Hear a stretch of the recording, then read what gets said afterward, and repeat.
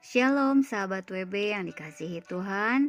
Renungan harian wanita bijak Selasa 20 Agustus 2024 dengan tema Aman bersama Tuhan. Firman Tuhan diambil dari Kisah Para Rasul 27 ayat 1 sampai dengan 44. Kisah Para Rasul 27 ayat 1 sampai dengan 44.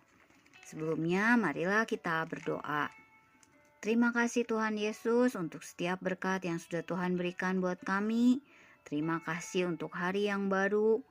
Terima kasih untuk kesempatan kami merasakan kasih-Mu Tuhan, melaksanakan hikmat-Mu Tuhan, dan saat ini juga kami akan menikmati firman-Mu. Biarlah kiranya Roh Kudus memberkati kami, memberikan hikmat sehingga kami mengerti apa yang Tuhan sampaikan dan bisa kami lakukan di dalam kehidupan kami. Di dalam nama Tuhan Yesus kami telah berdoa. Haleluya. Amin. Kisah Para Rasul 27 ayat 1 sampai dengan 44. Demikian firman Tuhan. Paulus berlayar ke Roma. Setelah diputuskan bahwa kami akan berlayar ke Italia, maka Paulus dan beberapa orang tahanan lain diserahkan kepada seorang perwira yang bernama Julius dari pasukan Kaisar. Kami naik ke sebuah kapal dari Andramitium yang akan berangkat ke pelabuhan-pelabuhan di sepanjang pantai Asia, lalu kami bertolak.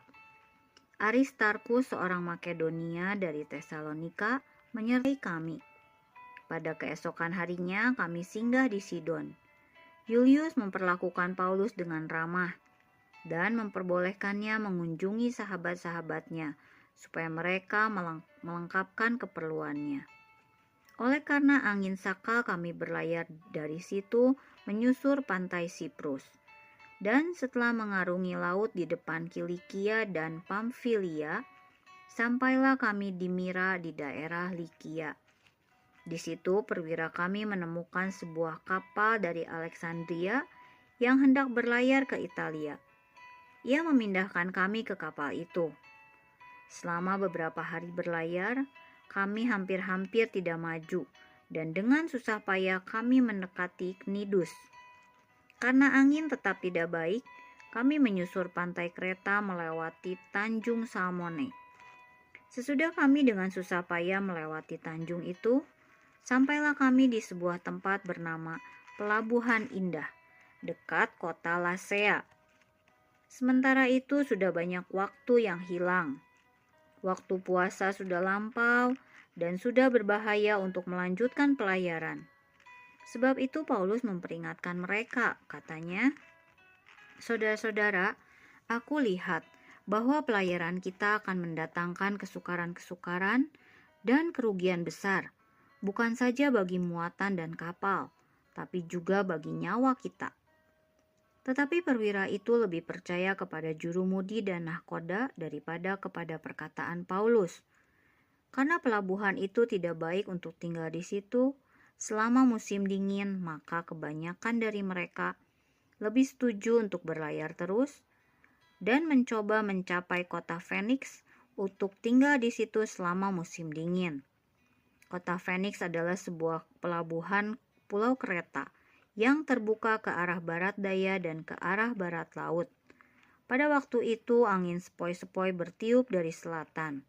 Mereka menyangka bahwa maksud mereka sudah tentu akan tercapai. Mereka membuang sauh, lalu berlayar dekat sekali menyusuri pantai Kreta. Tetapi tidak berapa lama kemudian turunlah dari arah pulau itu angin badai yang disebut angin timur laut. Kapal itu dilandanya dan tidak tahan menghadapi angin haluan. Karena itu kami menyerah saja dan membiarkan kapal kami terombang-ambing. Kemudian kami hanyut sampai ke pantai sebuah pulau kecil bernama Kauda. Dan di situ dengan susah payah kami dapat menguasai sekoci kapal itu. Dan setelah sekoci itu dinaikkan ke atas kapal, mereka memasang alat-alat penolong dengan meliliti kapal itu dengan tali. Dan karena takut terdampar di beting Sirtis, mereka menurunkan layar dan membiarkan kapal itu terapung-apung saja. Karena kami sangat hebat diombang-ambingkan angin badai, maka pada keesokan harinya mereka mulai membuang muatan kapal ke laut. Dan pada hari yang ketiga mereka membuang alat-alat kapal dengan tangan mereka sendiri. Setelah beberapa hari lamanya, baik matahari maupun bintang-bintang tidak kelihatan dan angin badai yang dahsyat terus-menerus mengancam kami. Akhirnya putuslah segala harapan kami untuk dapat menyelamatkan diri kami. Dan karena mereka beberapa lamanya tidak makan, berdirilah Paulus di tengah-tengah mereka dan berkata, "Saudara-saudara, jika sekiranya nasihatku dituruti, supaya kita jangan berlayar dari kereta, kita pasti terpelihara dari kesukaran dan kerugian ini. Tetapi sekarang, juga di dalam kesukaran ini, aku menasehatkan kamu, supaya kamu tetap bertabah hati, sebab tidak seorang pun di antara kamu yang akan binasa kecuali kapal ini. Karena tadi malam seorang malaikat dari Allah, yaitu dari Allah yang aku sembah sebagai miliknya, berdiri di sisiku dan ia berkata, 'Jangan takut, Paulus, engkau harus menghadap Kaisar, dan sesungguhnya oleh karunia Allah, maka semua orang yang ada bersama-sama dengan engkau di kapal ini akan selamat karena engkau. Sebab itu, tabahkanlah hatimu saudara-saudara, karena aku percaya kepada Allah bahwa semuanya pasti terjadi sama seperti yang dinyatakannya kepadaku. Namun, kita harus mendamparkan kapal ini di salah satu pulau.' Malam yang ke-14 sudah tiba dan kami masih terombang-ambing di Laut Adria. Tetapi kira-kira tengah malam, anak-anak kapal merasa bahwa mereka telah dekat ke daratan. Lalu mereka mengulurkan batu duga dan ternyata air di situ 20 depa dalamnya. Setelah maju sedikit mereka menduga lagi dan ternyata 15 depa. Dan karena takut bahwa kami akan terkandas di salah satu batu karang, mereka membuang 4 sau di buritan. Dan kami sangat berharap mudah-mudahan hari lekas siang. Akan tetapi anak-anak kapal berusaha untuk melarikan diri dari kapal. Mereka menurunkan skoci dan berbuat seolah-olah mereka hendak melabuhkan beberapa sau di haluan. Karena itu Paulus berkata kepada perwira dan prajurit-prajuritnya, "Jika mereka tidak tinggal di kapal, kamu tidak mungkin selamat." Lalu prajurit-prajurit itu memotong tali skoci, membiarkannya hanyut. Ketika hari menjelang siang, Paulus mengajak semua orang untuk makan. Katanya, "Sudah 14 hari lamanya kamu menanti-nanti saja, menahan lapar dan tidak makan apa-apa. Karena itu aku menasehati kamu, supaya kamu makan dahulu. Hal itu perlu untuk keselamatanmu.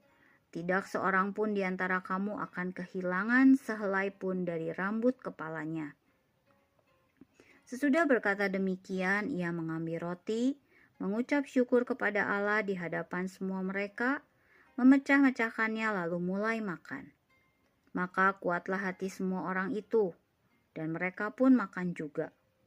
Jumlah kami semua yang di kapal itu 276 jiwa. Setelah makan kenyang, mereka membuang muatan gandum ke laut untuk meringankan kapal itu. Dan ketika hari mulai siang, mereka melihat suatu teluk yang rata pantainya. Walaupun mereka tidak mengenal daratan itu, mereka memutuskan untuk sedapat mungkin mendamparkan kapal itu ke situ. Mereka melepaskan tali-tali sauh, lalu meninggalkan sauh-sauh itu di dasar laut. Sementara itu mereka mengulurkan tali-tali kemudi, memasang layar topang supaya angin meniup kapal itu menuju pantai. Tetapi mereka melanggar busung pasir dan terkandaslah kapal itu.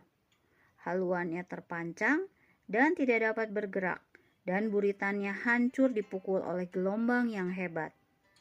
Pada waktu itu prajurit-prajurit bermaksud untuk membunuh tahanan-tahanan, supaya jangan ada seorang pun yang melarikan diri dengan berenang. Tetapi perwira itu ingin menyelamatkan Paulus. Karena itu ia menggagalkan maksud mereka dan memerintahkan supaya orang-orang yang pandai berenang lebih dahulu terjun ke laut dan naik ke darat. Dan supaya orang-orang lain menyusul dengan mempergunakan papan atau pecahan-pecahan kapal. Demikianlah mereka semua selamat naik ke darat. Berbahagialah setiap orang yang mendengarkan firman Tuhan dan yang melakukannya di dalam kehidupannya sehari-hari.